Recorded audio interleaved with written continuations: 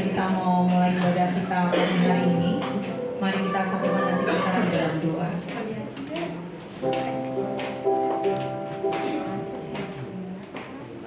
Bapa, kami bersyukur buat pagi hari ini. Kami bersyukur buat cinta-Mu yang begitu besar atas kehidupan kami. Kembali mari layakan kami, kuduskan kami dan tahirkan kami. Ampunilah setiap dosa dan kesalahan kami, sehingga kami layak menghadap tahta-Mu yang kudus.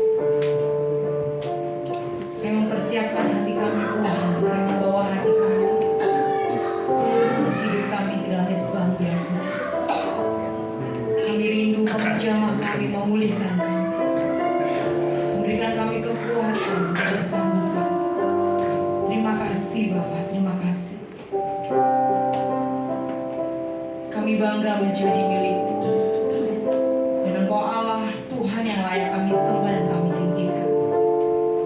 Kami menyerahkan ibadah kami pagi hari ini ke dalam tangan kuasa-Mu, dari awal, pertengahan hingga akhirnya. Kami juga menyerahkan setiap jemaat-Mu yang dalam perjalanan menuju tempat ini. Perlindungan yang sempurna Tuhan berikan buat jemaat-Mu. Terima kasih Bapa, terima kasih. Kami akan mulai ibadah kami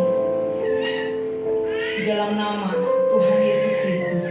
Kami berdoa dan mengucap syukur. Haleluya. Amin.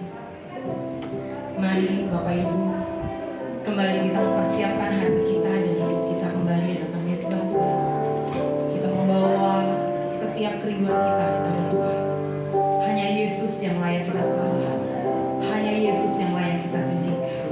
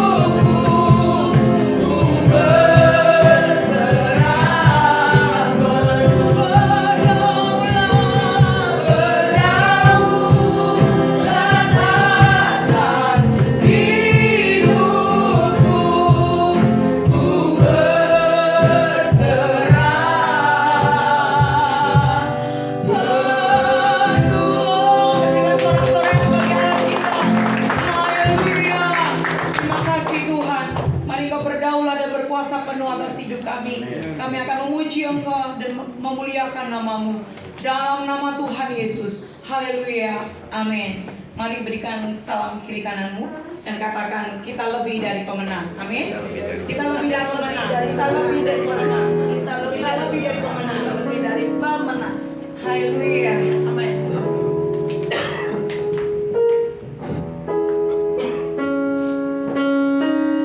Mari Bapak Ibu bersorak-sorai dan berduka bagi Allah kita. Haleluya. Lebih dari pemenang dalam segala perkara. Haleluya. Iblis telah dikalahkan oleh kuasa darahnya. Jika Allah di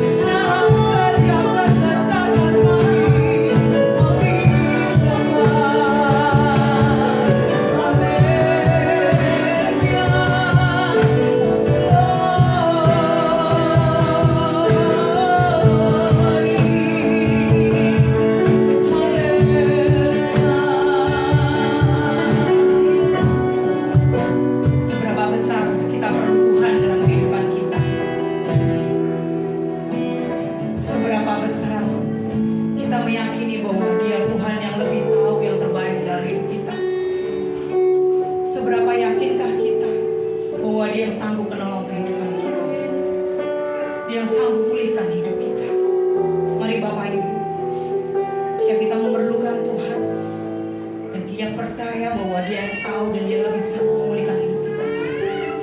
Mari kita mengangkat tangan kita bersama-sama. Tanda penyerahan kita, tanda iman percaya kita kepada Tuhan. Haleluya, Yesus. Kau lebih tahu Tuhan. Kau lebih tahu yang terbaik bagiku. Kau lebih sanggup pulihkan hidupku. Ku berserah, ku percaya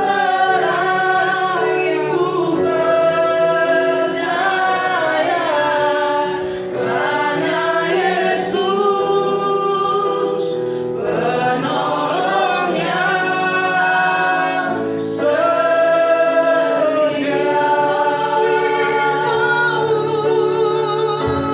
Kau lebih tahu yang terbaik bagiku. Kau lebih sanggup pulihkan hidupku. Ku berserah, ku percaya hanya Yesus yang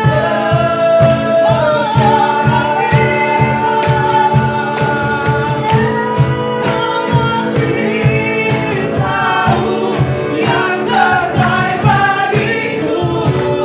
Kau lebih sanggup pulihkan hidupku. Percaya Tuhan, berserah, ku percaya hanya Yesus penolong yang setia. Hanya Yesus penolong yang setia. Hanya Yesus penolong yang setia. Haleluya, haleluya.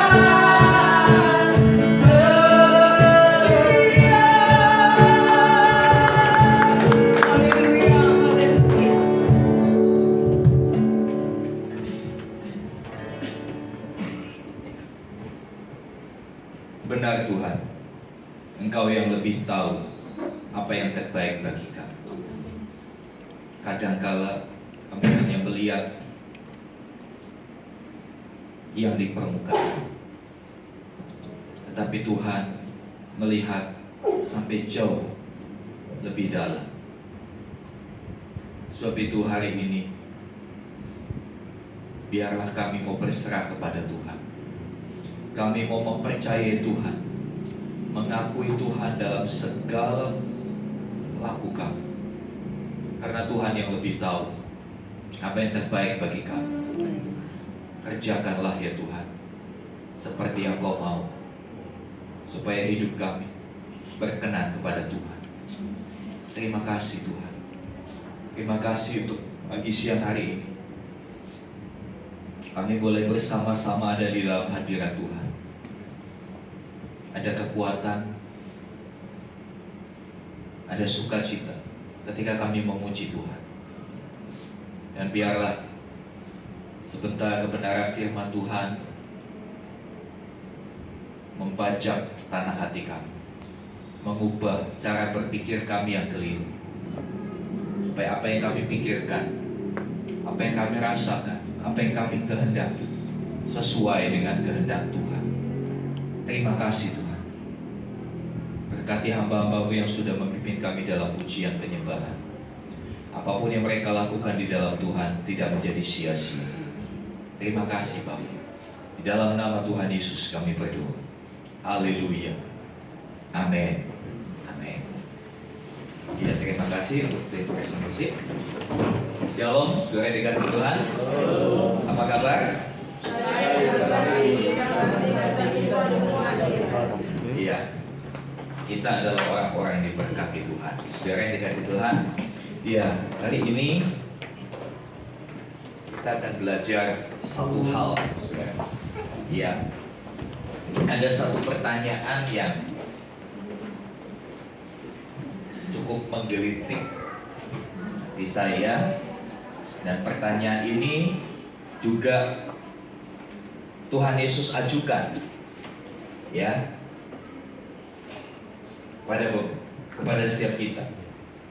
Apa yang kamu cari?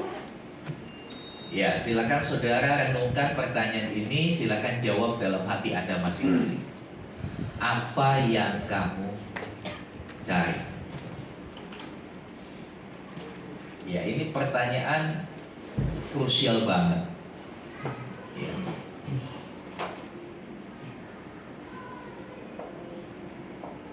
Ya, saya percaya setiap hati saudara menimbang-nimbang apa sih sebetulnya yang saya cari.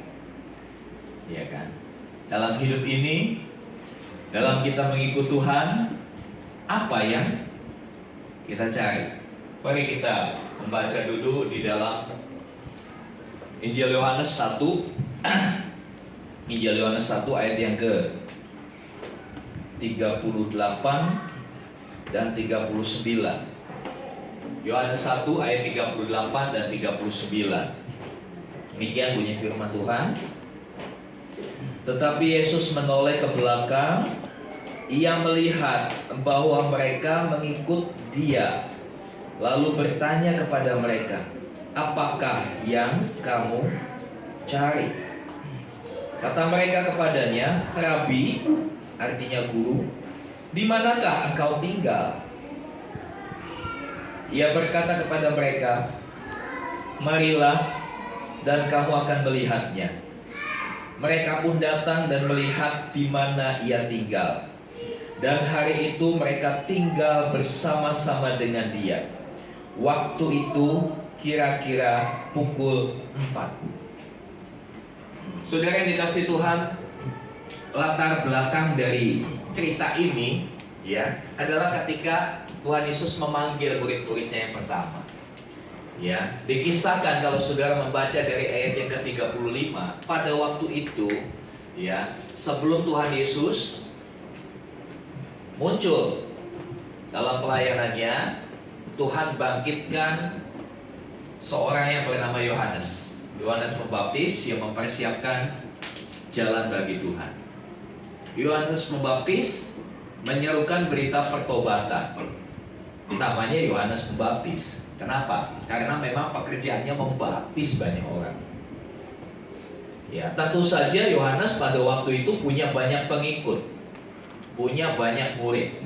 Dan kisah ini dimulai ketika Yesus mulai tampil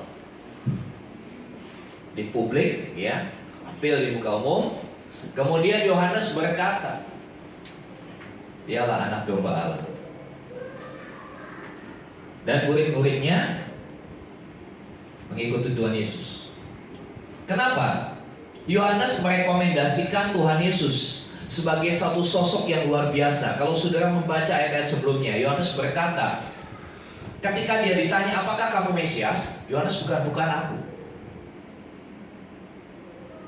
Jadi dalam konteks keagamaan orang Israel pada waktu itu, mereka menantikan seorang yang disebut Mesias.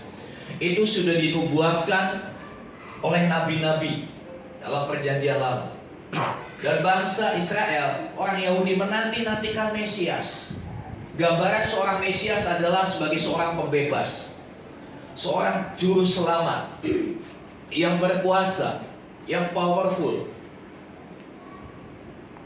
Berita tentang Mesias menjadi satu pengharapan di tengah bangsa itu yang pada saat itu ada di tengah penjajahan Romawi.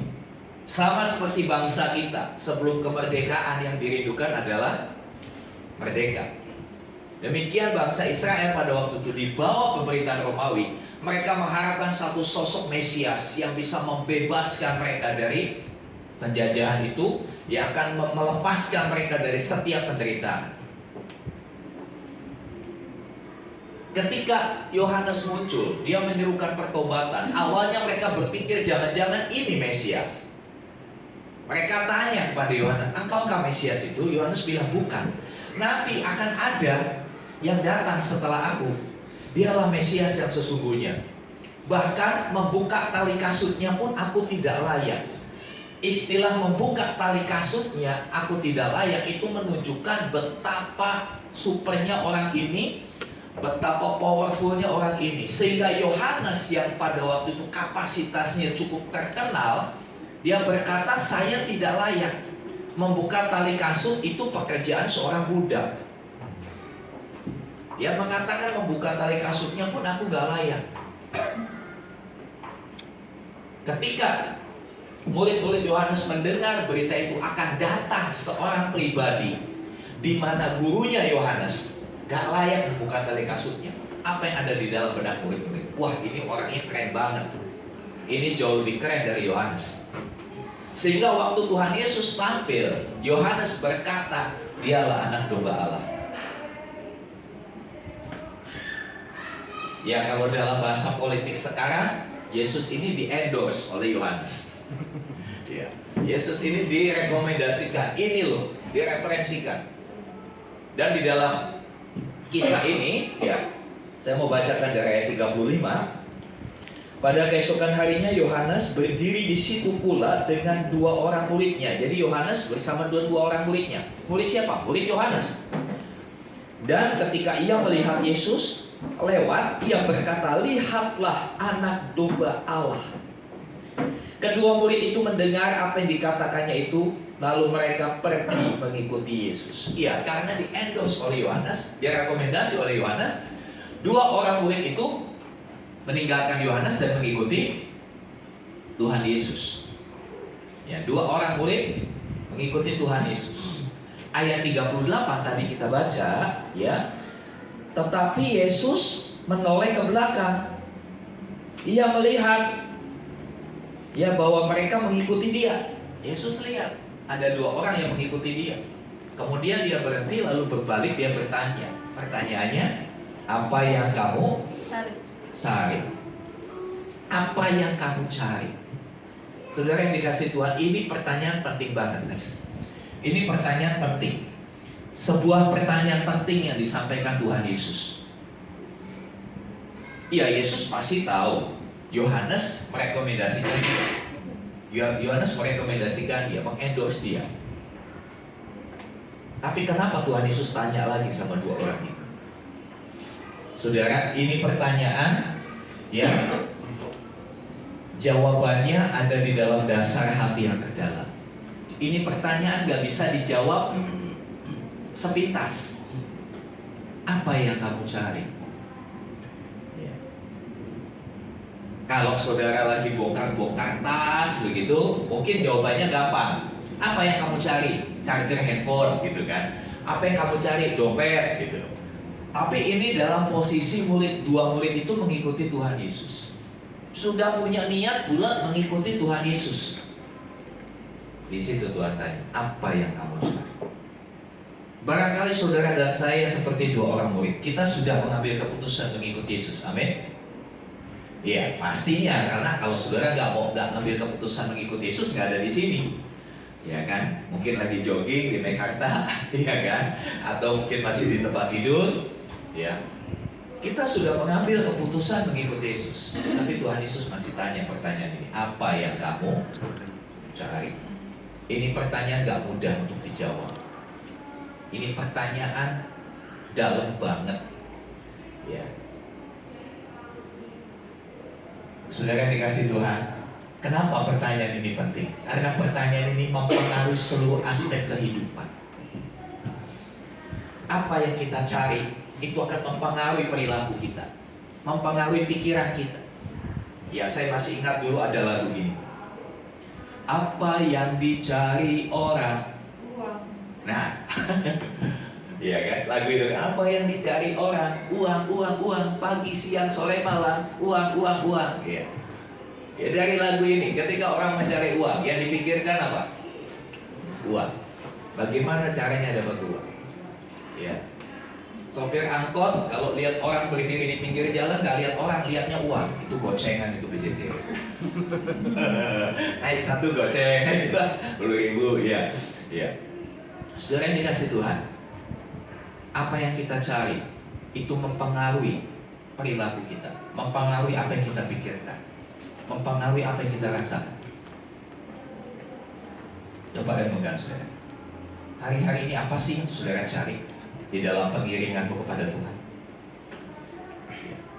Kalau seorang ingin mencari sesuatu, yang dipikirkan ya sesuatu itu, betul? Yang dipikirkan sesuatu itu.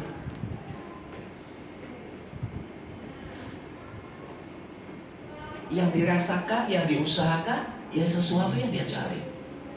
Makanya pertanyaan ini sangat penting.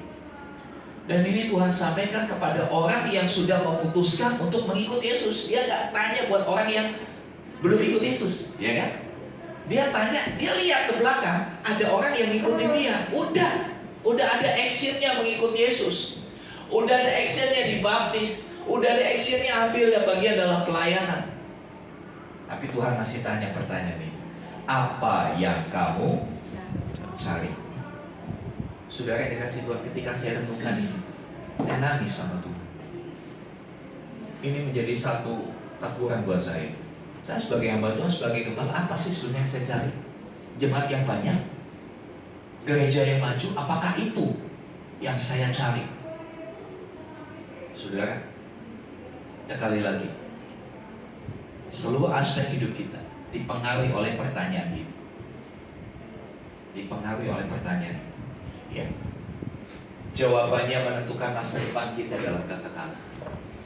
Apa yang kita cari? Apakah kita mencari hanya sebatas yang di dunia, atau tembus kepada kekekalan? Itu akan mempengaruhi bagaimana kita nanti. Saudara yang dikasih Tuhan, ya. Saat kita memutuskan untuk mengikuti Yesus, kita tidak lepas dari pertanyaan ini. Apa sebetulnya kita cari? Ya. Dan ini, apa yang kita cari itu berkaitan dengan seberapa dalam pengenalan kita akan Tuhan. Kalau kita mengenal Tuhan sebagai penyembuh, maka kita akan cari kesembuhan. Amin. Yesus menyembuh, saya cari kesembuhan. Alamatnya sudah tepat. Setelah sembuh, bagaimana? Kalau saudara sakit, saudara ke dokter, kasih resep dan lain sebagainya. Kalau sudah sembuh, datang lagi kan? Datang lagi ya dok. Kenapa Pak? Saya cuma mengucapkan terima kasih dok, dokter sudah sembuhkan saya. Ada yang pernah begitu? Ada yang pernah begitu? Ya seperti itu. Kalau kita mengenal Tuhan sebagai penyembuh, sudah disembuhkan, sudah ditolong, ya sudah selesai toh masalah saya. Sudah Tuhan bye-bye. Ntar lagi ya kalau ada masalah saya datang lagi. Berapa banyak hidup kekristenan kita seperti itu. Datangnya kalau lagi butuh aja sama Tuhan. Kalau lagi gak butuh, sorry ya Tuhan, gue lagi nikmati berkat. Saudara yang dikasih Tuhan, bukankah sikap seperti ini mempengaruhi kekekalan kita? Ya. Saudara yang dikasih Tuhan, ketika saya menggumuli ayat ini, Roh Kudus banyak bicara. Ini nanti kita akan lihat. Ya. Ada satu yang menarik dari ayat ini, saudara. Jarang sekali dimunculkan, tapi saya melihat ini satu yang menarik. Ya, next. Iya. Setelah Tuhan Yesus tanya, apakah yang kau cari? Murid-muridnya jawab nggak? Dua murid itu jawab nggak? Ini lucu ya.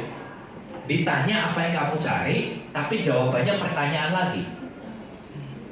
Ya kan? Tuhan Yesus bertanya, apa yang kamu cari? Mereka bilang, Rabi, di mana kamu tinggal? Nyambung gak kira-kira sih? Ditanya apa yang kamu cari, kok jawabannya Rabi, di mana kamu tinggal? Pertanyaan lagi. Kayak main bola, oper-operan. Saudara yang dikasih Tuhan, ada yang menarik dari pertanyaan kedua dari murid-muridnya. Ya, Rabi, di manakah kamu tinggal? Ya, Rabi itu sudah dikasih artinya di Alkitab. Rabi artinya guru. Orang Yahudi sampai sekarang panggilan Rabi itu panggilan yang keren banget. Kalau seorang sudah dipanggil dengan sebutan Rabi, dia punya kualitas yang lebih dari orang-orang rata-rata. Dia punya kualitas hidup yang lebih tinggi dari kebanyakan orang. Dia punya tingkat pengetahuan, bukan hanya pengetahuan, tapi dia punya tingkat kebijaksanaan yang lebih daripada orang pada umumnya. Ya. Sebuah gelar kehormatan yang diberikan oleh murid kepada gurunya, atau pencari ilmu kepada orang bijak. Jadi dengan menyebut Tuhan Yesus sebagai Rabi, secara tidak langsung mereka sedang menyatakan keinginan mereka untuk belajar daripadanya sebagai murid. Tadinya mereka sudah punya Rabi. Siapa Rabinya? Yohanes Pembaptis. Tapi setelah ditunjukkan sama Yohanes, lihatlah anak domba Allah, dia ikut.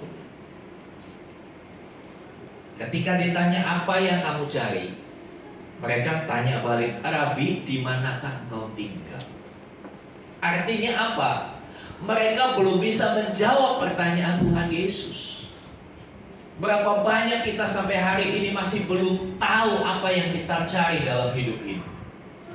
Berapa banyak orang Kristen yang sudah mengikut Tuhan masih belum tahu tujuan hidupnya ke mana.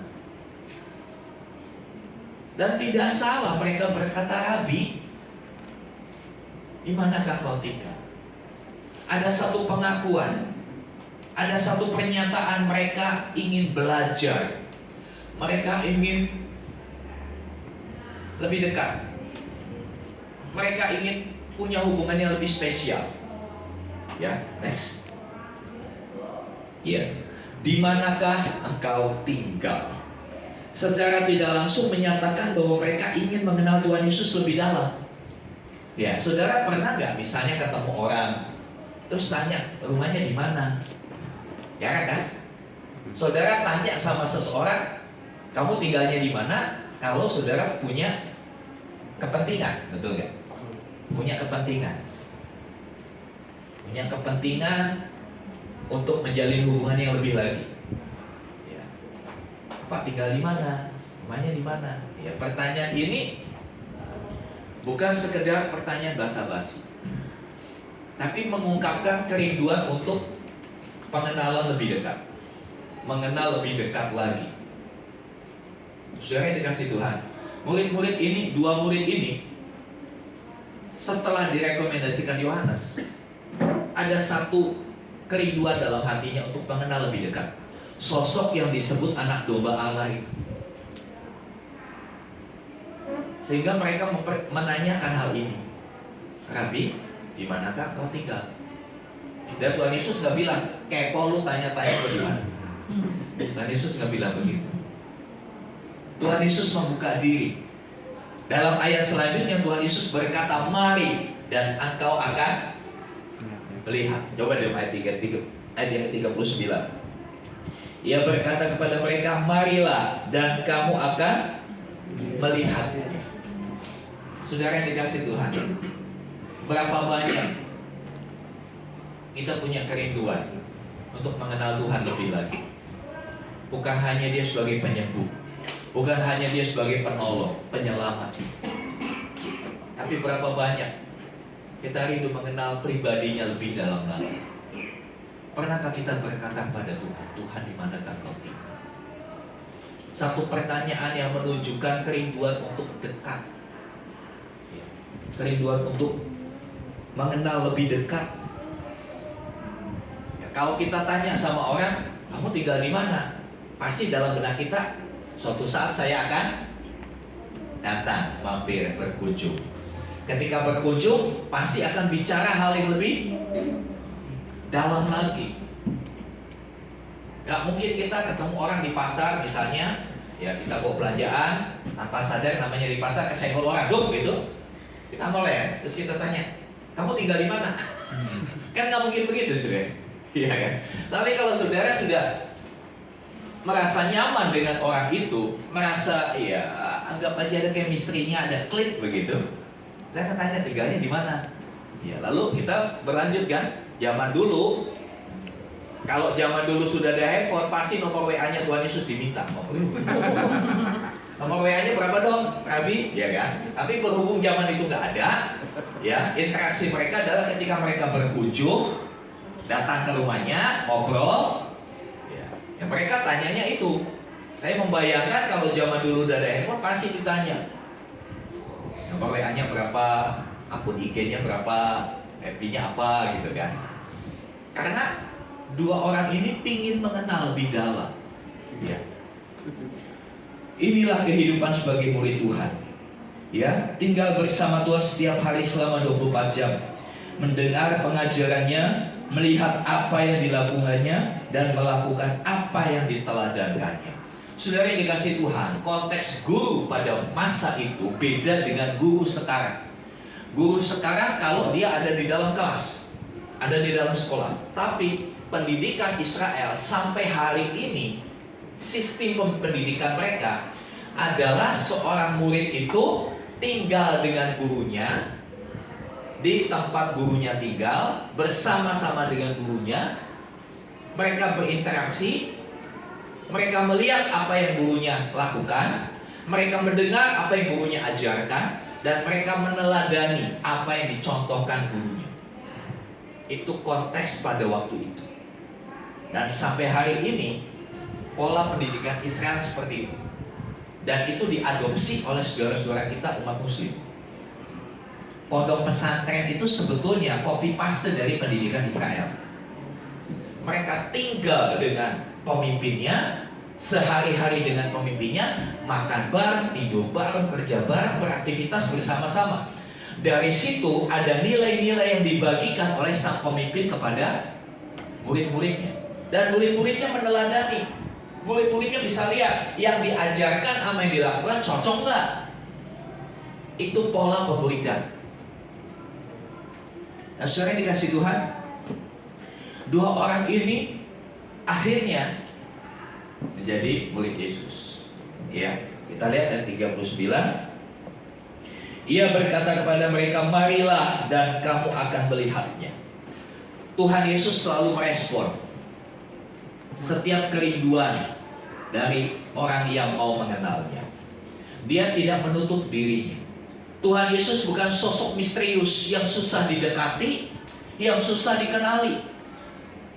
Tapi dia adalah sosok yang ekstrovert, sosok yang terbuka. Inilah aku, belajarlah daripada. Dia membuka diri. Makanya ketika dua murid itu tanya, di manakah kau tinggal? Dia nggak kasih alamat. Dia nggak kasih alamat, apalagi alamat palsu.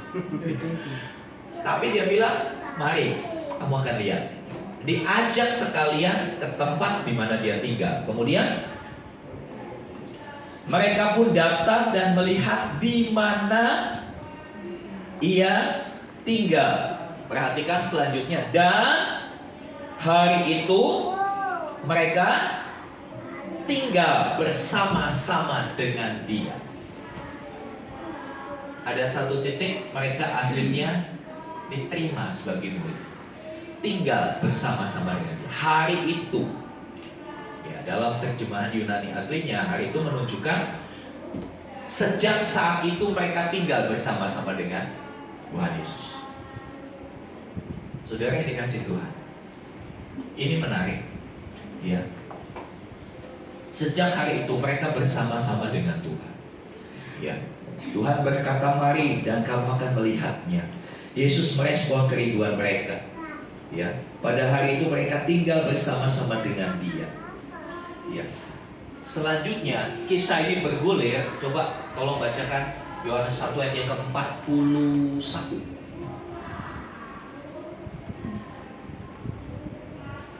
Tolong saudara Satria, ayat 41. Andreas mula-mula bertemu dengan Simon, saudaranya, dan yang berkata kepadanya, kami telah menemukan Mesias, artinya Kristus. Iya. Dua orang itu yang mengikuti tadi, muridnya Yohanes, Salah satu namanya Andreas. Salah satu namanya Andreas ya. Andreas berkata, dia bersaksi, kami telah menemukan Mesias. Dari mana kesaksian itu bisa didapat? Dari kebersamaan Andreas dan Tuhan Yesus. Setelah tinggal sama-sama, dia melihat, dia mendengar, ya. Dari situ dia memutuskan, kami telah menemukan Mesias. Ya, Tuhan rindu kita mengenal pribadinya, bukan hanya mengenal berkatnya, bukan hanya mengenal kuasanya, bukan hanya mengenal kasihnya, tapi dia rindu kita mengenal pribadinya, pribadi yang agung, pribadi yang mulia. Ya, pribadinya jauh lebih berharga dari berkat dan pertolongannya. Ya, pribadinya jauh lebih berharga dari mujizatnya. Selama ini apa yang kita cari? Apakah kita hanya mencari berkatnya? Apakah kita hanya mencari mujizatnya? Ataukah kita lebih dalam lagi mencari tahu pribadinya, ingin selalu bersama-sama dengan dia? Saudara, sulit didapati di kekristenan modern. Kekristenan modern hari ini banyak mengajarkan, cari Tuhan, kamu dapat berkatnya. Betul. Kalau kita rajin ibadah, nanti diberkati Tuhan. Seolah-olah Tuhan itu satu sosok yang gila hormat, gila puji. Ketika kita datang, kita nurut-nurut, kita dikasih hadiah. Nah, konsep berpikir seperti itu adalah konsep agama kuno, agama suku. Ya, konsep berpikir kalau kita hidup benar, Tuhan akan berkati kita. Kalau kita salah, ya kamu susah, kamu ngalami sakit penyakit. Berapa banyak orang Kristen punya cara berpikir seperti itu? Kalau begini maka begini, kalau begini maka begini. Hubungan sebab akibat. Sama kan seperti agama suku yang menyembah dewa. Ya, dewa itu kalau kita bawa persembahan kepada dewa, maka dewa akan menolong kita. Tapi kalau kita telat, dia marah, dia ngambek dewanya. Ya. Dia gak menurunkan hujan, panen gagal. Kenapa? Ya kamu sih telat kasih persembahan, atau persembahanmu kambingnya kurus, kurang gemuk. Jadi dia marah. Saudara, please, jangan samakan Tuhan Allah kita dengan dewa-dewa seperti itu. Dia punya konsep yang berbeda. Dia bukan pribadi yang berdasarkan legalistik. Kalau kamu begini maka begini, bukan. Tapi dia benar-benar pribadi yang punya perasaan, yang cara kerjanya sulit dipahami oleh pikiran manusia. Ya, era tahun 90-an di kalangan kekristenan muncul yang namanya teologi kemakmuran. Ya, teologi kemakmuran sikapnya berkata kalau hidupmu benar, hidupmu makmur. Ya. Kalau kamu belum makmur, masih ada yang gak benar dalam hidup kamu. Ya. Jadi setiap orang harus kaya, harus makmur. Iman dieksploitasi luar biasa. Kalau kamu pingin baby band, datang saja ke showroom baby band. Pegang baby band itu, bilang dalam nama Yesus jadi milik saya. Ya kalau nggak bayar sampai kapanpun nggak jadi milikmu. Salah-salah saudara mencet ini bunyi alarmnya. Saudara yang dikasih Tuhan itu tahun-tahun 90-an dan masih sekarang masih ada konsep berpikir seperti itu. Kalau saya rajin, ya kalau saya rajin, saya akan diberkati. Nanti orang itu sudah rajin, gak diberkati, kecewa sama Tuhan. Kalau kamu melayani, nanti hidupmu diangkat tinggi. Tapi begitu melayani, malah bangkrut. Marah sama Tuhan. Dibilang Tuhan pembohong.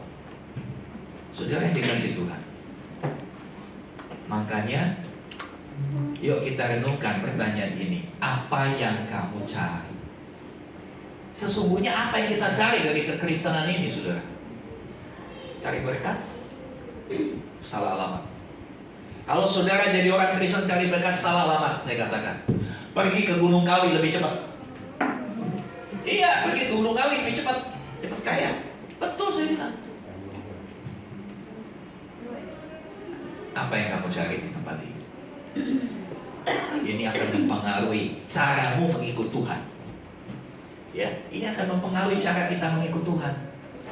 Kalau kita mencari hal-hal yang sementara, yang sifatnya dunia, ketika itu kita tidak dapatkan, kita berkata Tuhan tidak maha kuasa, Tuhan tidak tolong saya.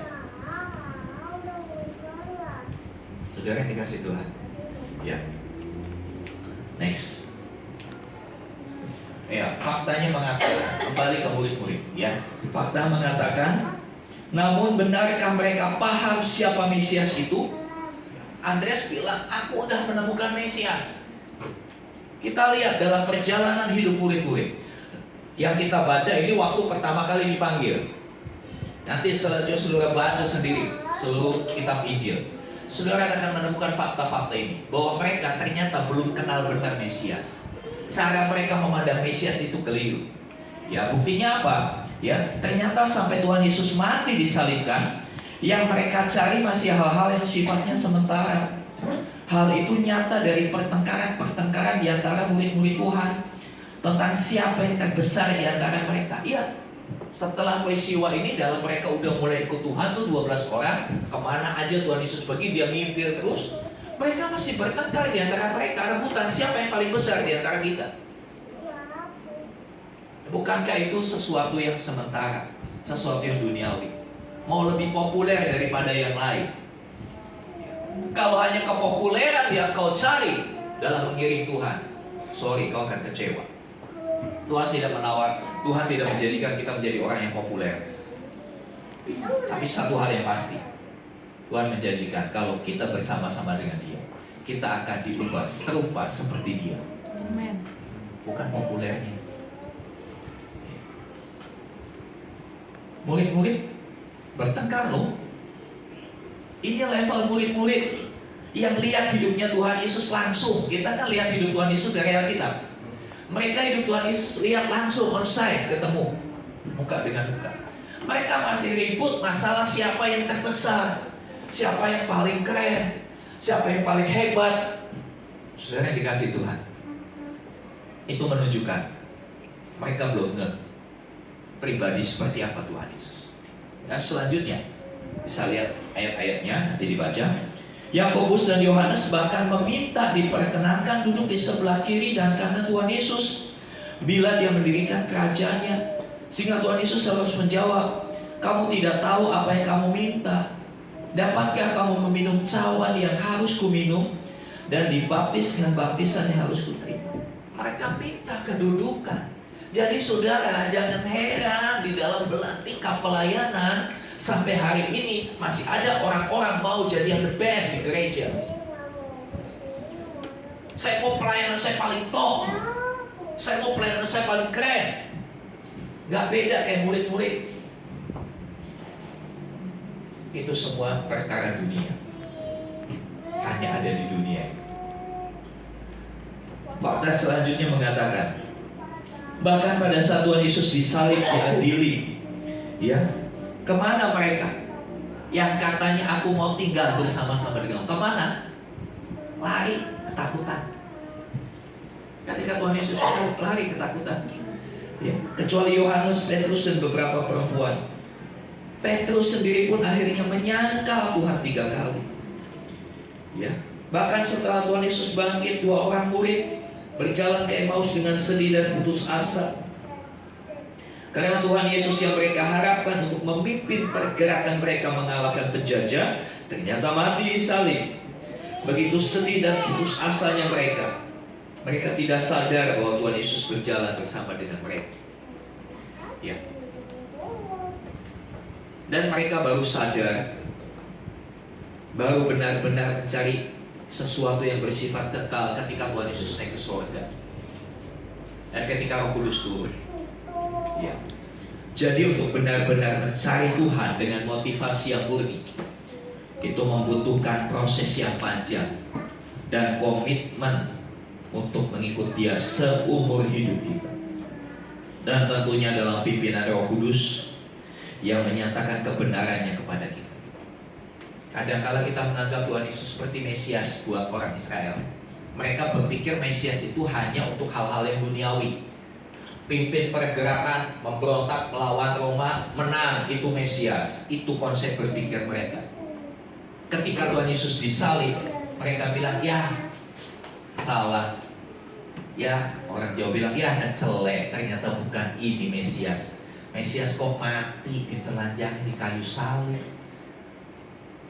Mana kuasanya? Saudara dikasih Tuhan, konsep mesianiknya keliru. Mereka berpikir Mesias hanya sebatas yang dunia. Padahal kemesiasan Kristus tembus sampai kekekalan, bukan hanya untuk urusan dunia. Jadi kembali ke pertanyaan, apa yang kamu cari? Carilah sesuatu yang tembus sampai kekekalan. Amin. Jangan cuma cari yang hanya sebatas kita di wisuda jadi almarhum.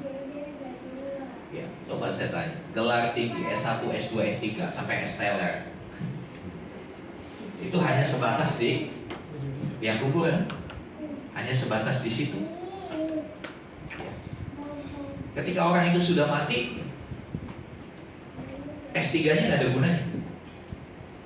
Ya. Harta kekayaan, jumlah di dalam kartu ATM saudara hanya sebatas kehidupan di dunia. Bisakah itu dibawa sampai kekekalan? Gak berlaku kartu ATM. Sudah dikasih Tuhan. Popularitas, pencapaian-pencapaianmu di dunia ini itu hanya sebatas di peti mati. Habis itu udah selesai, gak ada lagi ceritanya. Mari kita mau bijak. Carilah sesuatu yang tembus sampai kekekalan. Karena hidup bukan hanya sekedar di dunia. Hidup bukan hanya sekedar sampai di wisuda jadi almarhum. Tapi ada kelanjutannya. Pikirkan tentang kelanjutannya. Saudara yang dikasih Tuhan, saya waktu masih kecil ingat dulu ada lagu sekolah minggu. Cari apa di dalam dunia? Cari apa di dalam dunia?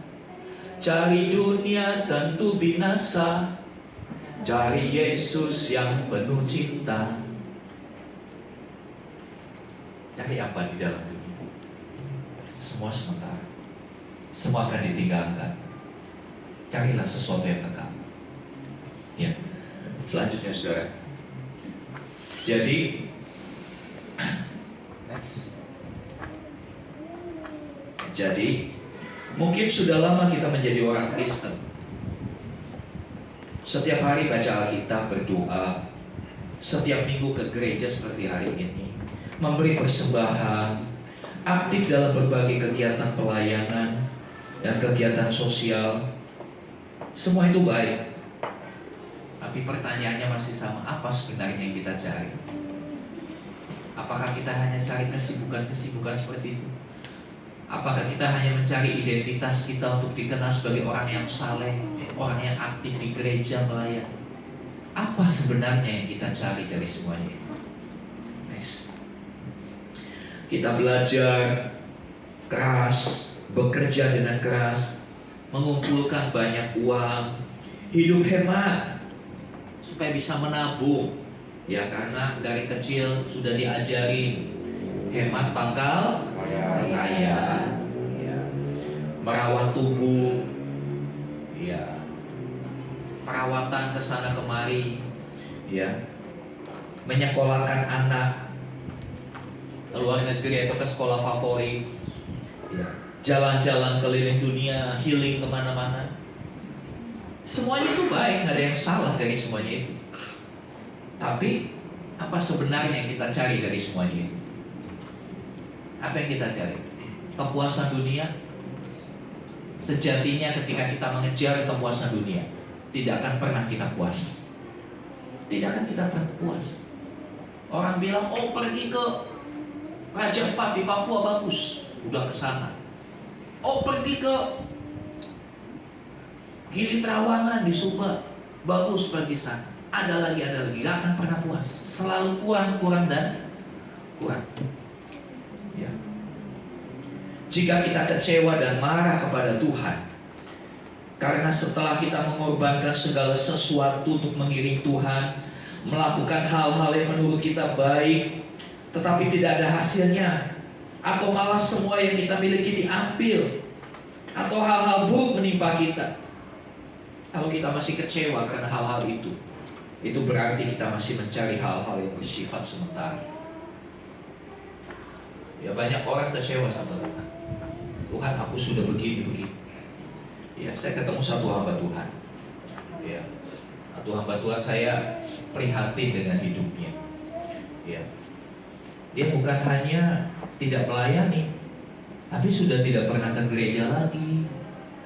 Dia sudah sarjana teologi, ya, rambutnya dicek, rokoknya nggak berhenti kayak kereta api, perkataannya kasar. Hanya berpikir apa sih sebetulnya yang dia cari dalam hidup ini? Karena apa? Karena saya telusuri, dia kecewa di pelayanan, dia tidak dianggap, dia sepertinya tidak diberdayakan, dia kecewa, dia meninggalkan Tuhan. Pertanyaannya, apakah kehidupannya lebih baik? Tidak. Ketika kita kecewa, kita marah kepada Tuhan karena sesuatu yang kita inginkan, sesuatu yang kita harapkan tidak kita dapatkan, itu menunjukkan kita masih mencari hal-hal yang sementara, hal-hal yang dunia. Ya, saudara yang dikasih Tuhan, jika kita mendapati bahwa ternyata yang kita cari adalah hal-hal yang duniawi, jangan putus asa. Tidak perlu putus asa, tidak perlu menyesali diri. Berusaha sekuat tenaga untuk mengubah motivasi kita. Berusaha menyembunyikan dosa atau menjauhkan diri dari Tuhan karena merasa tidak layak. Karena jika semuanya itu kita lakukan tidak ada gunanya, justru akan semakin bertekuk. Ya, kalau yang kita harapkan tidak kita dapat, kita merasa bersalah, kita putus asa, udahlah, percuma lah, gak usah melayani, saya jadi orang dasar. Saya mau off dulu Tuhan, saya pray dulu. Saudara yang dikasih Tuhan, kalau itu yang kau pilih, kau akan makin terpuruk. Tapi bersyukur saudara, Tuhan Yesus sudah menanggung semuanya itu di atas kayu salib. Selalu ada ruang yang Tuhan sediakan untuk kita kembali. Amin. Selalu ada ruang yang disediakan untuk kita bertobat. Ayo balik, ayo kembali. Ya, datanglah kepadanya apa adanya. Akui dengan jujur semuanya. Akui, Tuhan, aku pengen kaya Tuhan, tapi aku nggak mendapat kekayaan padahal aku udah melayani. Akui di hadapan Tuhan. Kalau itu memang diri, belajar jujur sama Tuhan. Kalau mau dipulihkan tuh belajar jujur. Sama seperti kalau kita berobat ke dokter. Kalau saudara berobat ke dokter, saudara ngaku kan semua penyakitnya. Harus ngaku. Kalau nggak ngaku ya dokter salah kasih resepnya, bisa bahaya. Sama Tuhan juga itu ngaku semua. Apa yang kita rasakan, kekeliruan kita, konsep berpikir kita yang salah, akui di hadapan Tuhan. Ya, akui bahwa kita masih mencari hal-hal duniawi. Tuhan nggak marah, Tuhan ngerti banget kita. Seperti sama murid-muridnya. Ketika murid-muridnya bertengkar, apakah mereka langsung dipecat jadi muridnya? Tidak. Ketika Yohanes itu bilang, Tuhan, saya mau duduk di sebelah kanan Tuhan, apakah Tuhan bilang, udah mulai sekarang kamu gak usah jadi muridku? Enggak. Tuhan membuka ruang untuk ketidakmengertian kita. Tuhan menyediakan tempat untuk kebodohan kita, kebebalan kita. Dengan sabar dia menunggu kita. Ya. Kadang-kala, jujur saya sebagai gembala, saya belum bisa seperti Tuhan. Saya kadang-kala bilang gini sama Tuhan, Tuhan, kenapa orang ini kok begini ya? Kok gak ngerti sih? Ya karena saya bukan Tuhan, tapi Tuhan selalu punya ruang untuk tidak pengertian kita. Tuhan selalu punya ruang untuk kebodohan kita. Sebab itu, kembalilah pada Allah.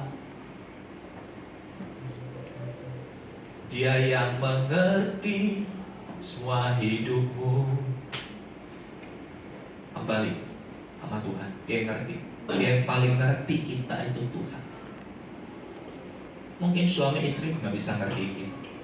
Mungkin gembalamu yang di depan ini nggak bisa ngerti sudah. Kita punya Allah yang bisa mengerti apa yang kau rasakan. Dia bisa mengerti kekeliruan. Dia bisa tahu. Dan dia siap bantu untuk memulihkan kita menjadi pribadi yang lebih baik lagi. Saudara yang dikasih Tuhan, ya, ampuni diri sendiri, ya, dan bertobatlah. Ya. Ketika itu terulang kembali, ya, kadang-kala ketika kita bicara motivasi, kadang-kala lempak, kadang-kala belok sih saudara. Kita harus akui itu. Kadang-kala motivasi kita kadang-kala benar, tapi kadang-kala belok. Kenapa? Ya karena kita masih hidup di dunia yang begitu mempengaruhi kita. Sekeliling kita, apa yang kita lihat, apa yang kita dengar, itu kan begitu mempengaruhi kita. Kadang-kala kita keliru menanggapi Tuhan. Segera U-turn, segera balik arah. Amin. Segera balik arah. Kalau Gmap saudara sudah mulai makin jauh, waktu tempuhnya makin lama, makin nyasar, putar balik. Jangan pernah ragu untuk putar balik hidupmu kepada Tuhan. Balik kepada Tuhan yang menunggu kita. Setiap kali kita mulai menyimpang, putar balik lagi. Setiap kali menyimpang, putar balik. Setiap kali motivasi mulai melenceng, balikin lagi sama Tuhan. Balikin lagi sama Tuhan. Dia begitu sabar dalam menangani setiap kita, saudara. Sampai pada akhirnya kita akan melihat, oh ternyata jalan-jalan Tuhan itu luar biasa. Kadang-kala Tuhan bawa kita jalan berliku. Bukan karena dia mau bikin susah kita, ya karena kita kadang-kala belok-belok.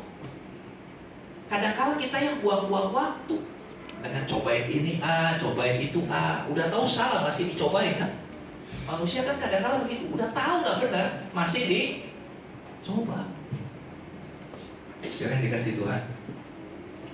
Ya. Filipi 3, 7-9, tolong dibacakan. Ada satu kesaksian dari seorang yang sudah benar-benar mengalami proses dari Tuhan, Rasul Paulus. Tolong Pak Didi, bantu bacakan ayat Filipi 3 ayat 7-9. Tetapi apa yang dahulu merupakan keuntungan bagiku, sekarang kuanggap rugi karena Kristus. Malahan segala sesuatu kuanggap rugi karena pengenalan akan Kristus Yesus, Tuhanku, lebih mulia daripada semuanya. Oleh karena dialah aku telah melepaskan semuanya itu dan menganggapnya sampah, supaya aku memperoleh Kristus dan berada dalam Dia, bukan dengan kebenaranku sendiri karena mentaati hukum Taurat, melainkan dengan kebenaran karena kepercayaan kepada Kristus, yaitu kebenaran yang Allah anugerahkan berdasarkan kepercayaan.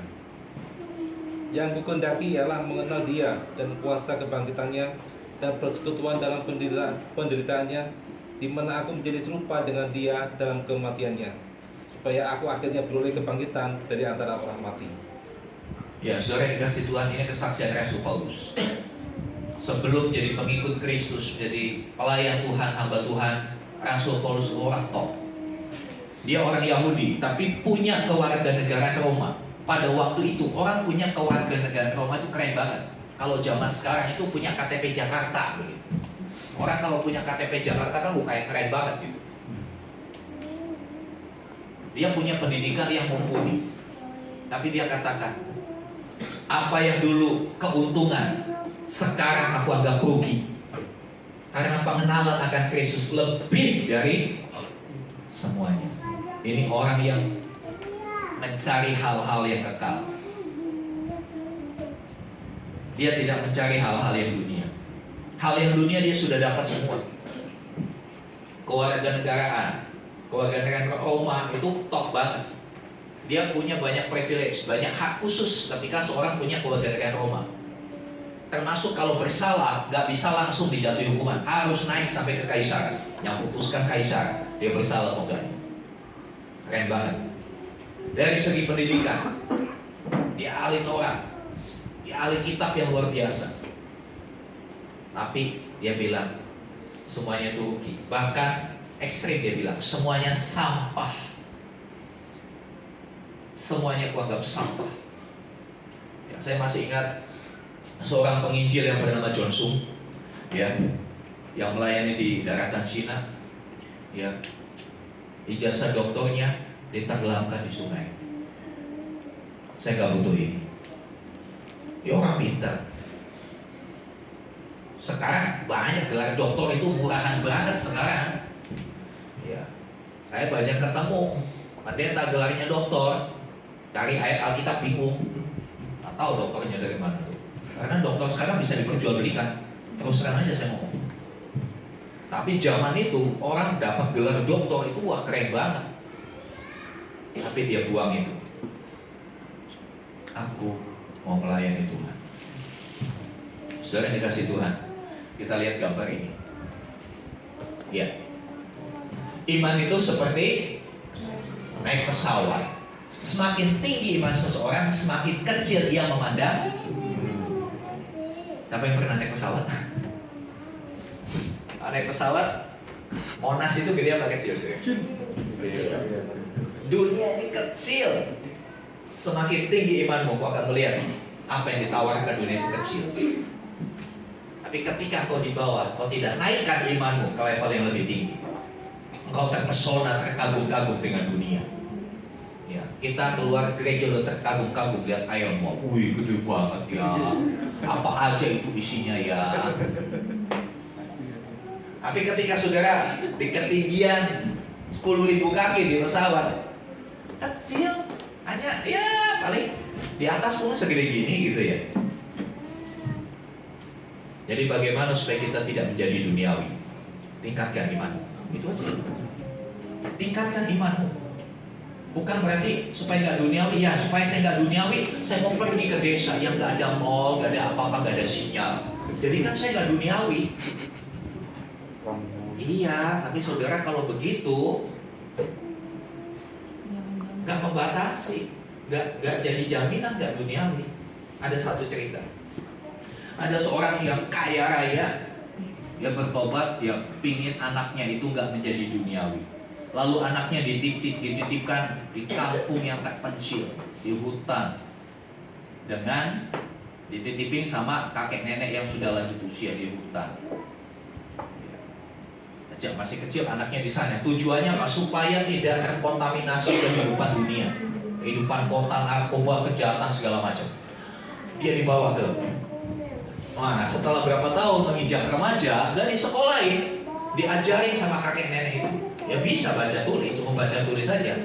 Suatu kali dibawa ke kota, orang tuanya mau lihat. Nah, inilah figur yang tidak duniawi. Anak muda ini dibawa pulang ke rumah orang tuanya, lalu sama orang tuanya dikasih hadiah. Dibawa ke mall, kamu boleh pilih baju yang kamu suka. Dia bingung karena nggak pernah lihat baju bagus. Dia bingung. Kamu boleh pilih. Setelah dia bingung, dia akhirnya milih. Saya mau yang ini. Tahu nggak apa? Pelayannya, yang dipilih pelayannya bukan bajunya. Saya mau ini. Kenapa? Selama bertahun-tahun lihatnya nenek-nenek. Sekarang lihat cewek cantik. Saya mau yang ini. Jadi saudara, cara untuk kita tidak duniawi bukan berarti kita pergi dari dunia. Bukan, kita tetap ada di dunia, hanya cara berpikir kita yang berbeda. Bukan berarti supaya nggak duniawi, saudara pergi ke satu pulau. Indonesia kan ada 16.400 pulau. Pilih salah satu pulau yang terpencil, nggak ada penduduknya. Tinggal di situ, kamu nggak duniawi. Enggak, kamu jadi orang hutan di sana. Beda dari peradaban, ya kan? Kita tetap tinggal di dunia tapi naiklah. Imanmu naikkan. Ketika imanmu tinggi, kamu akan lihat dunia itu kecil. Ya, next. Nanti yang mau gambar ini boleh minta. Tempel di kamar. Ya, sekarang dikasih Tuhan. Kolose 3 ayat 1 dan 2. Kita baca sama-sama. 2, 3. Karena itu, kalau kamu dibangkitkan bersama dengan Kristus, carilah perkara yang di atas, di mana Kristus ada, duduk di sebelah kanan Allah. Pikirkanlah perkara yang di atas, bukan yang di dunia. Ini yang harus kita cari. Cari perkara yang di atas. Perkara yang di atas itu menunjukkan sesuatu yang bernilai kekal, yang jauh lebih berharga dari apa yang di dunia. Sekali lagi, yang di dunia itu sementara, ya, sementara, ya, kecantikan sementara. Makanya sekarang di dunia perawatan kesehatan ya ada sulam alis, muka disetrika, ditarik begini, ditarik begini. Ya, karena apa? Orang menolak sesuatu yang sementara. Dia nggak mau sementara, dia ingin sesuatu yang permanen. Tapi pertanyaannya, adakah di dunia ini yang permanen? Nanti tidak ada. Yang permanen itu di dalam kekekalan. Pilihan ada pada saudara. Kembali pada pertanyaan, apa yang kamu cari? Saya nggak suruh saudara menjawab, kirim ke grup ya. Gak usah dijawab pertanyaan ini, gak usah dikirim ke grup gereja, gak usah. Tapi pikirkan, renungkan, dan putuskan apa yang kamu cari dalam hidup. Ya, karena itu akan menentukan bagaimana engkau nanti. Ada satu yang menarik dari ayat itu, dikatakan hari itu kira-kira pukul 4. Kira-kira kalimat ini punya kepentingan apa sih di cerita itu? Ya kan? Ketika Tuhan Yesus bilang, apa yang kamu cari? Guru, ya kan, guru, di mana kamu tinggal? Mari, kamu akan lihat. Lalu bersama-sama, muncul kalimat, sepenggal kalimat, ya kan? Ada kan kalimatnya itu? Hari itu kira-kira pukul 4. Kayaknya ini aneh, tapi dimunculkan. Setiap kali yang tertulis di Alkitab pasti ada urgensinya, pasti ada pentingnya. Saudara dikasih Tuhan, saya mau gambarkan. Hitungan hari orang Yahudi dengan kita beda. Kita pergantian hari itu jam 12 malam. Atau ntar nanti jam 12 malam kita berganti ke hari Senin tanggal 3 Juli. Tapi perhitungan orang Yahudi pergantian hari itu di jam 6 sore. Ketika sudah jam 6 sore itu sudah ganti. Malam itu nggak dihitung hari. Hari ini selesai nanti jam 6. Nanti hari Senin mulai jam 6 pagi. Itu perhitungan kalender Yahudi. Jadi kata-kata atau kalimat yang mengatakan hari itu kira-kira jam 4 itu menunjukkan apa? Waktunya sudah mau habis. Betul? Waktu hari itu sudah mau habis. Waktu hari itu sudah mau habis, dua orang murid itu memutuskan untuk mengenal Tuhan lebih lagi. Saya mau katakan, waktu kita sudah mau habis. Amin. Bukan ibadah kita mau habis. Khusus hari ini sampai jam 3. Iya, saudara dikasih Tuhan, waktu kita sudah mau habis. Lihat dunia. Dulu yang namanya gempa itu berapa bulan sekali. Ini kayaknya berapa hari sekali gempa. Kemarin gempa di Jogja. Anak saya di kos-kosan bilang, woi goyang katanya. Dikira kepalanya pusing. Ternyata benar-benar gempa. Saudara, keadaan dunia semakin tidak menentu. Ekonomi semakin tidak menentu. Waktunya sudah mau habis. Sudah jam 4. Menuju jam 6 tinggal 2 jam lagi. Sudah sangat singkat. Kita di penghujung zaman ini. Jadi dengan urgensi ini, dengan waktu yang sudah semakin mepet, jangan tunda. Putuskan apa yang kamu cari. Mari sama-sama kita bagi-bagi. Saya undang main musik.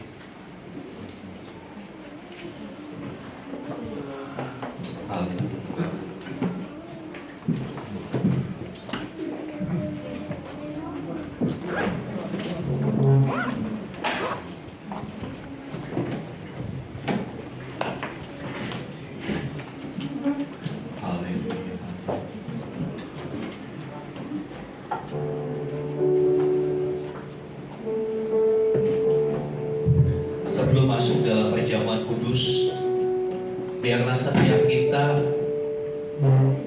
sudah menemukan jawaban dari pertanyaan itu. Apa yang kamu cari, saudara?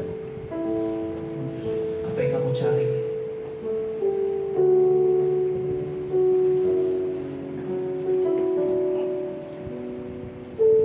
Arahan firman Tuhan jelas. Carilah perkara yang di atas, di mana Kristus tinggal. Pikirkanlah perkara bukan yang di atas, bukan yang di bumi. Ya, kita memang masih hidup di bumi. Maksudnya jangan fokus dengan dunia. Jangan fokus dengan dunia ini. Iya, karena udah jam 4, udah sikat. Seringkali saya katakan, kita hanya punya sisa waktu. Kita nggak tahu berapa lama sisa waktunya. Sisa duit kita tahu, tapi sisa waktu kita nggak tahu. Haleluya. Naikkan pujian yang terang.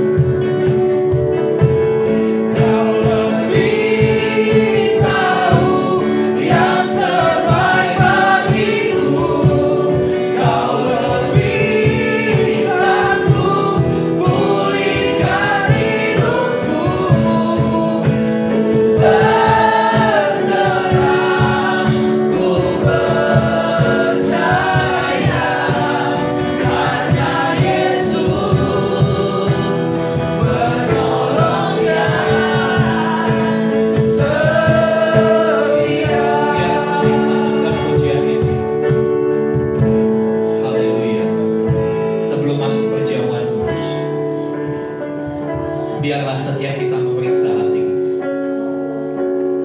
Mungkin selama ini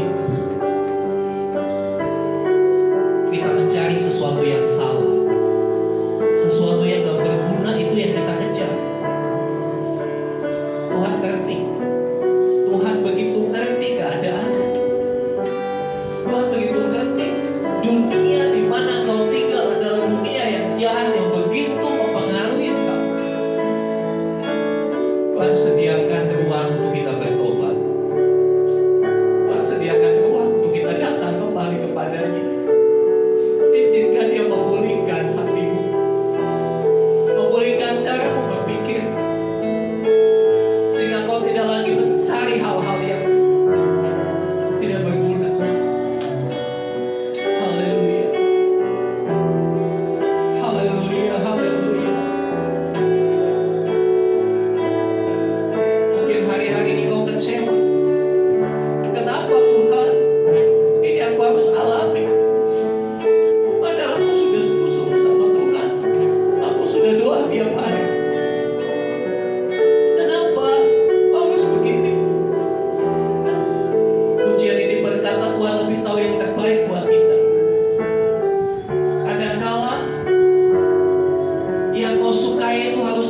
diambil oleh Tuhan, supaya hatimu tidak melekat kepada yang sementara ini, supaya hatimu melekat hanya kepada Tuhanmu saja.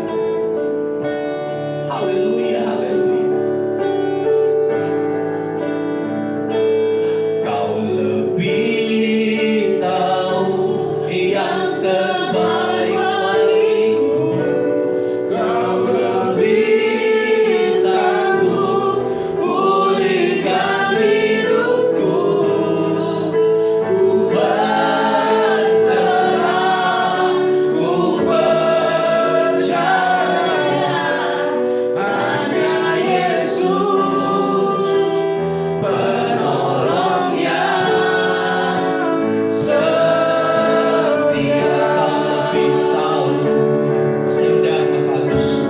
Kau lebih tahu yang terbaik bagiku. Amin. Kau lebih sanggup pulihkan hidupku. Haleluya. Berserah, ku percaya, hanya Yesus penolong yang setia.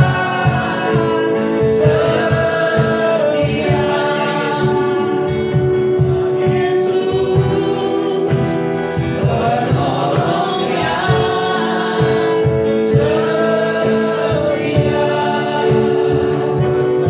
penolong yang penolong yang setia.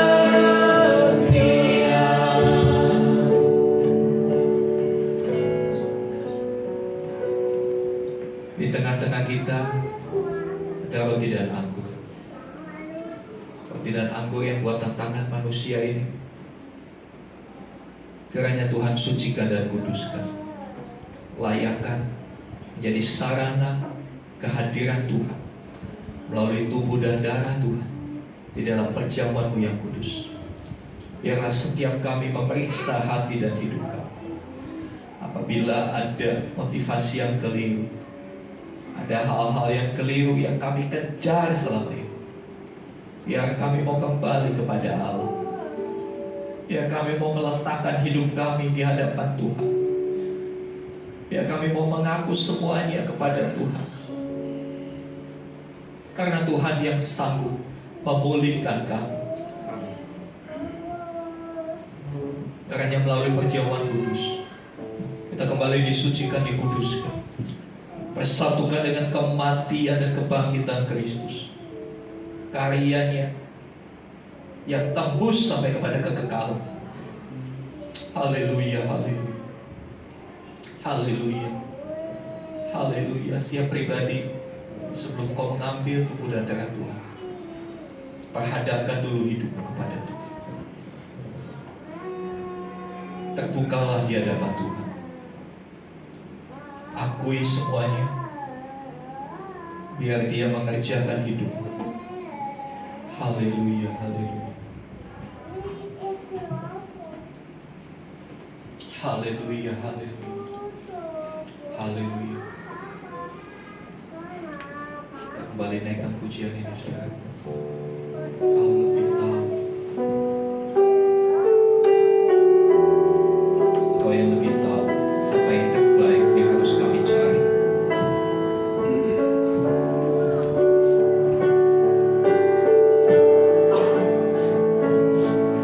Saat ku berjalan, kasih-Mu menerangi langit.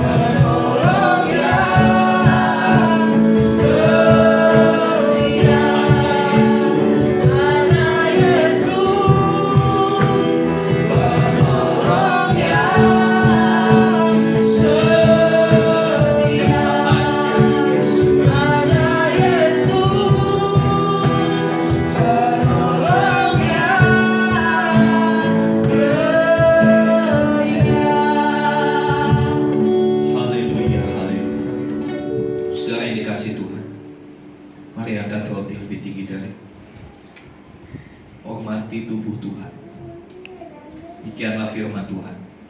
Sebab apa yang telah kuteruskan kepadamu telah aku terima dari Tuhan, yaitu bahwa Tuhan Yesus pada malam waktu ia diserahkan mengambil roti, dan sesudah itu ia mengucap syukur atasnya. Ia memecah-mecahkannya dan berkata, inilah tubuhku yang diserahkan bagi kamu. Perbuatlah ini menjadi peringatan akan aku. Bukankah roti yang kita angkat adalah persekutuan dengan tubuh Kristus? Yes, amin. Amin. Di dalam nama Yesus mari kita makan.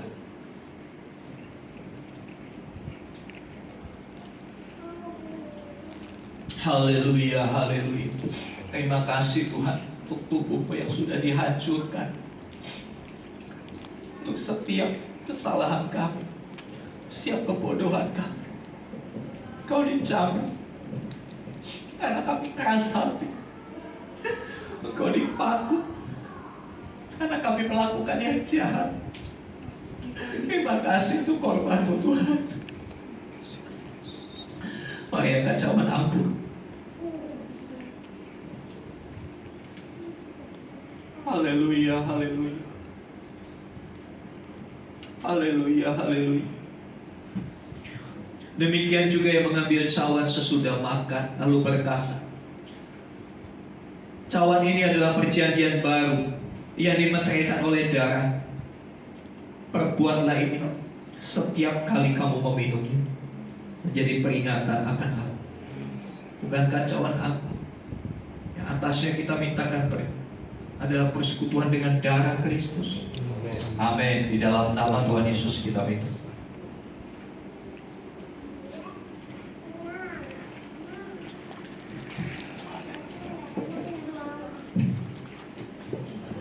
Haleluya. Haleluya, haleluya. Haleluya, haleluya. Haleluya. Ucapkan syukur kepada Tuhan. Bersyukur untuk pribadinya. Bersyukur karena dia membuka diri supaya kita bisa mengenalnya, mengenal lebih dalam. Haleluya, haleluya, haleluya. Glory, haleluya, haleluya. Kiara labata sakata karalaba ya sakata. Terima kasih Tuhan. Terima kasih. Kami mau tinggal bersama-sama dengan Engkau Tuhan. Kami mau belajar dari pribadi.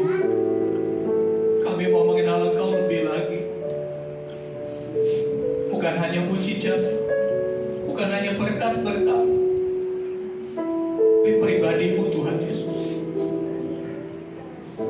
Pribadi yang luar biasa. Engkau mulia, Engkau agung.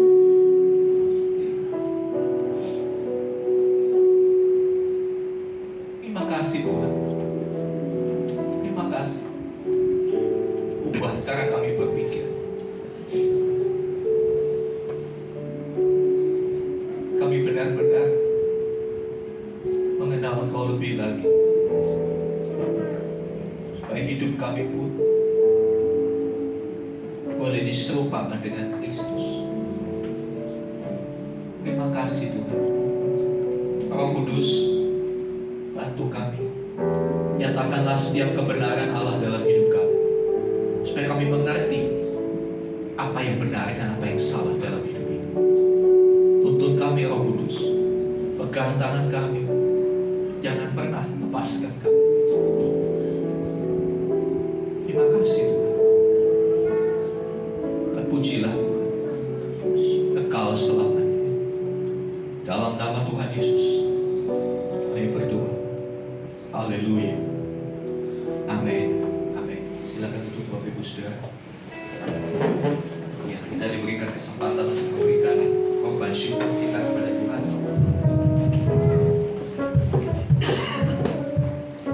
Kita pujikan pujian tadi lebih dari mana-mana.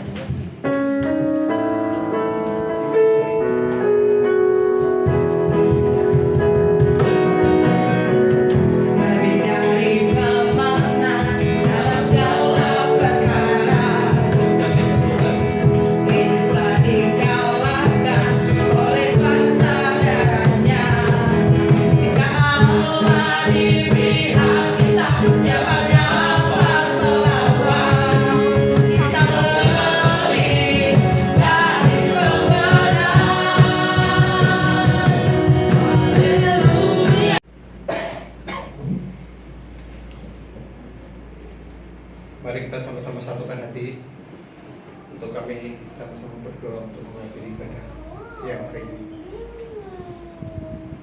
Kami bersyukur Tuhan buat pagi hari ini. Kami sangat menyadari bahwa kehidupan ini tidak akan terulang. Kalau pagi hari ini Tuhan telah mengingatkan kembali bagi setiap kami melalui firman Tuhan. Bila kami terus belajar untuk melihat kehidupan kami hari-hari yang sudah kami lalui Tuhan, kami boleh mengecek di dalam kehidupan kami apakah selama ini kehidupan kami yang kita cari adalah segala sesuatu yang sia-sia. Yang kita cari ambisi kami ya sesuatu yang sementara Tuhan Yesus. Bahwa dalam surga ampuni setiap dosa dan pelanggaran kami, setiap motivasi kami yang salah. Ampuni kami setiap apa yang kami lakukan di dalam kehidupan ini yang menyanyiakan setiap kesempatan, setiap waktu yang Tuhan berikan bagi setiap kami Tuhan. Biarlah pagi hari ini kalau Tuhan telah mengingatkan kembali bagi setiap kehidupan kami, apa yang kami cari di tata kehidupan ini hanya satu Tuhan Yesus. Biarlah kami menyerahkan hidup ini sesuai dengan rencana-Mu itu Tuhan. Kalau hidup kami yang semakin hari kami semakin serupa dengan Tuhan, sehingga kami tidak tergiur dengan setiap kesukaan rupa-rupa dunia yang ada di hadapan kami, tetapi kami mau terus berjalan bersama dengan Tuhan. Roh Kudus yang senantiasa terus memberikan kami kemampuan untuk kami mengambil keputusan hari ini Tuhan Yesus, untuk kami boleh menyenangkan hati Tuhan dari setiap kehidupan kami. Apapun yang ada di tangan kami, apapun yang menjadi kesempatan dan waktu yang Tuhan berikan bagi kami, dimanapun kami ada, biar senantiasa nama Tuhan yang senantiasa kami tinggikan Tuhan. Terima kasih untuk surga memberikan firman-Mu pagi hari ini di tengah-tengah setiap pribadi kami Tuhan Yesus. Sekali lagi Tuhan Yesus, bila kami tidak menyanyiakan setiap kesempatan, setiap waktu yang Tuhan berikan bagi kami, kami sepakat berdoa untuk gembala kami Bapak Pendeta Irawan Tuhan, Obaja Irawan Tuhan Yesus.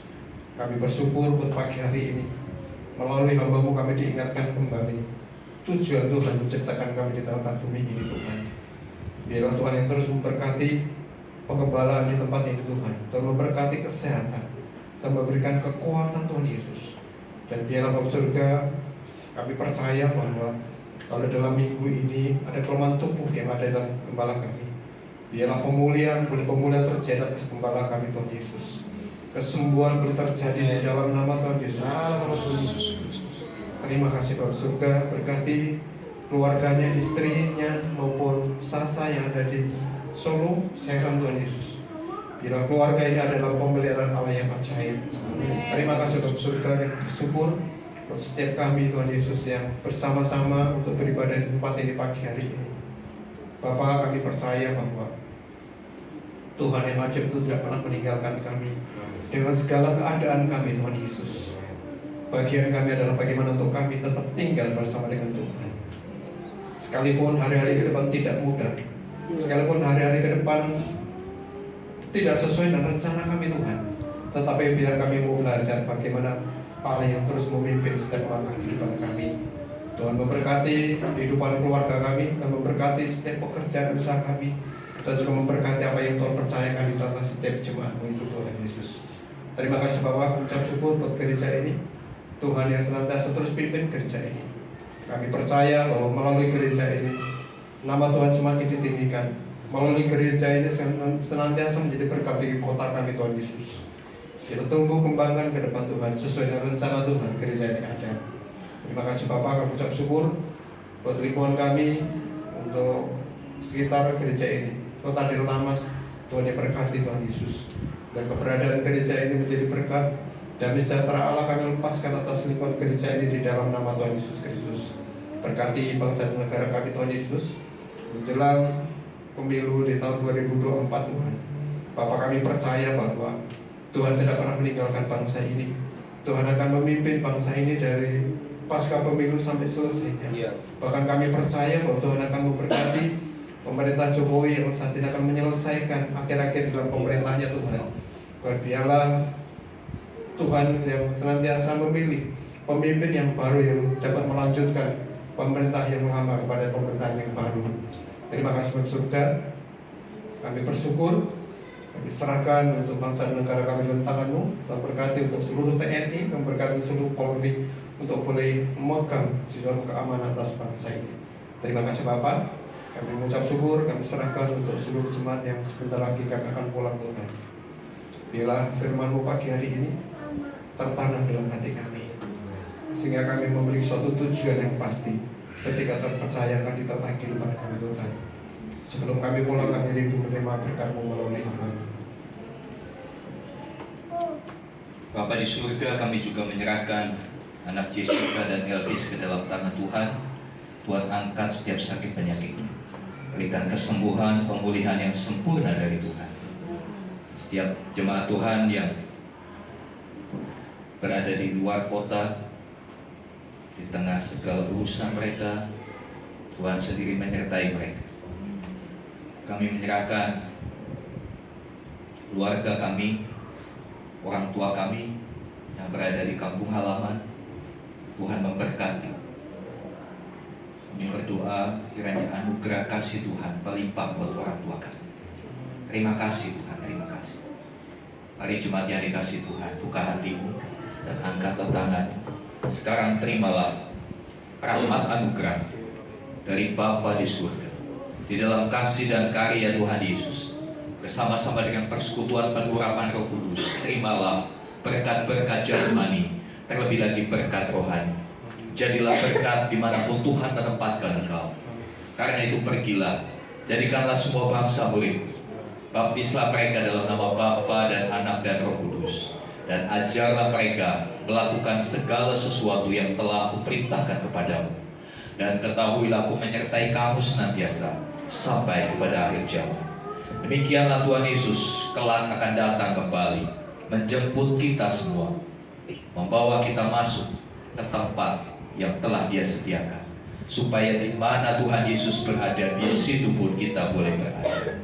Terima kasih Tuhan. Kami terima segala berkat ini di dalam nama Tuhan Yesus Kristus. Haleluya. Amin.